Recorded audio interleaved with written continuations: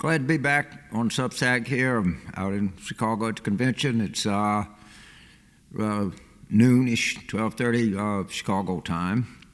And I did want to comment on something that I'm seeing, and people talk about there's two Americas, all right? There's one America, it's basically Ivy League economists and editorial writers at major news publications, and they are very quick to say, oh, yes, inflation is a problem, but you understand this is natural causes. There was a backup in demand from the pandemic, and as you have this, prices have to adjust, and corporations are just reflecting the true market conditions that exist at a time.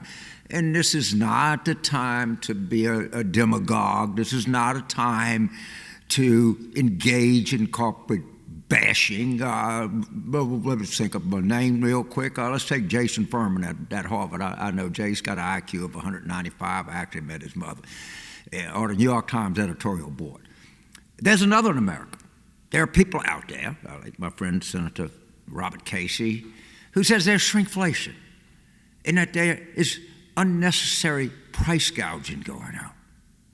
And that a lot of this is a result of price gouging and collaboration among companies because, you know, I'm not an Ivy League economist or an editorial writer, but do I think these insurance companies, these airlines, okay, these giant food conglomerates, do I think that they have cutouts and they talk to each other back and forth about, quote, pricing power?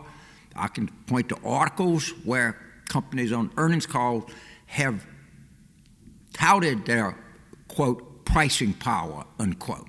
But you understand, this doesn't go on in the Ivy League. This does not go on in the New York Times editorial board. No, they're pontificating on everything. And so if y'all want to think that this is just a natural consequence of a free market society, and I have a formula right here, and I can show it to you, and it's a mathematical formula, but you're too stupid to understand it, and you and all of the other stupid people in America will never understand just how smart we are and how you don't get it.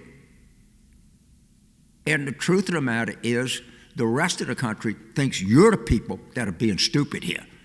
To not think that there is price gouging that happened in this country, that people were not taking advantage of a confluence of economic events, that they thought they could get away with shit that they couldn't.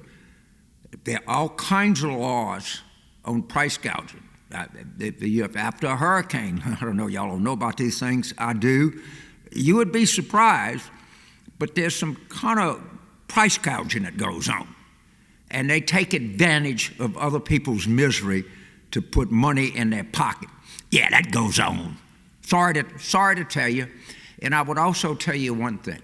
In my humble opinion, the greatest price-fixing cartel that exists in the United States is something that the rest of the country refers to as the Ivy League. Yeah, Harvard.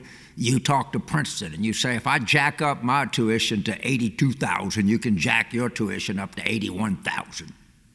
Hate to tell you that, but you're part of a giant price-fixing cartel. And there's a lot of price gouging. There's a lot of price fixing that goes on. I'm all for, you know, look at corporate profits over the last, since the end of the pandemic. It's more than 1.68%. I don't know how to bring the news to you, but these companies are doing very well. And part of the reason, not all of it, that they're doing very well is they have favorable pricing conditions. They got intel as to what everybody else is doing, and they're sharing and back-channeling, in my opinion, they're sharing and back-channeling this information. And in my humble opinion, I'm not an economist, but if you want capitalism to work, and I do, there has to be healthy competition, all right? And they have to compete on pricing. If they get together and they rig it, that's not capitalism. You have, you know, Adam Smith himself was all for antitrust laws, because he understood, and he's supposed to be, I don't know, supposed to be the father of modern capitalism. How the hell do I know? But that's what he thought. But again, the Ivy League economists and editorial writers are on one side, the rest of America is on the other side. I stand with the rest of America. Thank you very much.